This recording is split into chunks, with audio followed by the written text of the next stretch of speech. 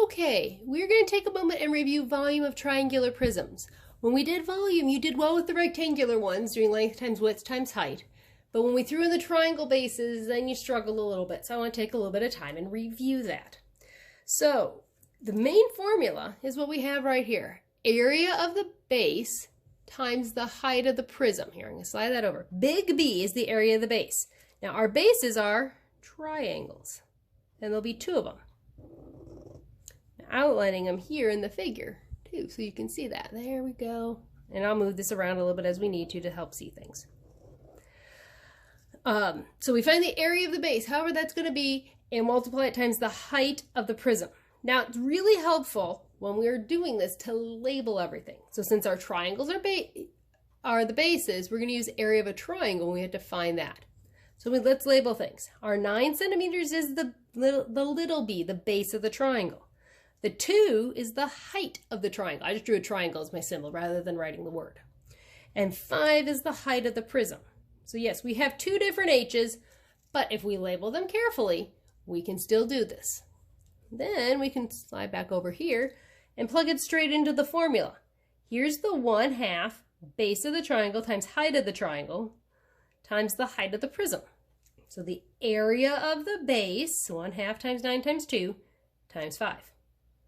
Then multiply. If you don't want to do 1/2 times 9, I didn't. I said I'm going to do 1/2 times 2.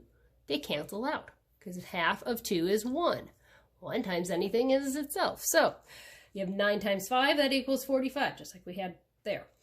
45 centimeters cubed.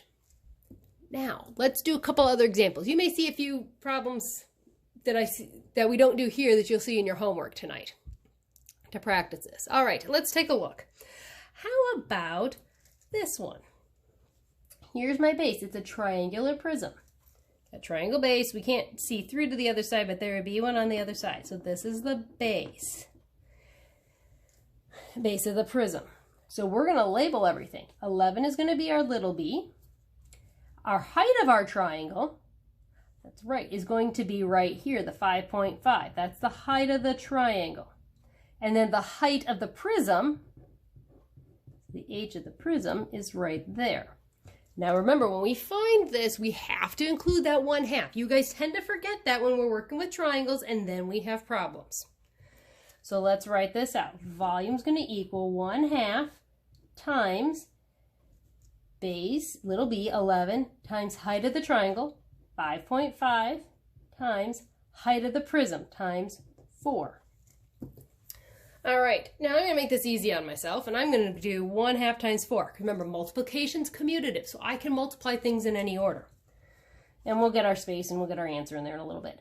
So we'll have 2 times 11 times 5.5. And I mean, if you just want to just straight up put that multiplication, say, into a calculator, that's fine too. But 2 times 11 is 22 times 5.5. This will be something a little over 100, won't it? Like 121 inches cubed. And that's your answer. But notice, I had the 1/2 in there. Many of you, if you had done this, would have just done 11 times 5.5 times 4 and gotten 242. Nope, you got to have that half in there. So don't forget that, okay? Now let's go do another one. Let's look at the one actually right next to it here. Slide this over. All right, so you see our triangle base. Outline it. And let's label things. The 4 going across the front, that's the B. There's my height of my triangle. It forms a right angle. So this is the height of the triangle here. And the 4 over here on the side, that's the height of the prism.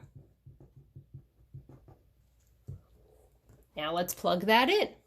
Let's have a little more room on the side. I'm just going to write it over here. Volume equals 1/2 times, for the area of the base, 4, times height of the triangle, 3, times height of the prism. All right, 1/2 times 4 is 2, times 3 times 4. 2 times 3 is 6, times 4. 6 times 4 is 24 meters cubed. That is the volume for that triangular prism. Okay, hopefully that helps clarify things for you. Don't forget that half. Happy practicing.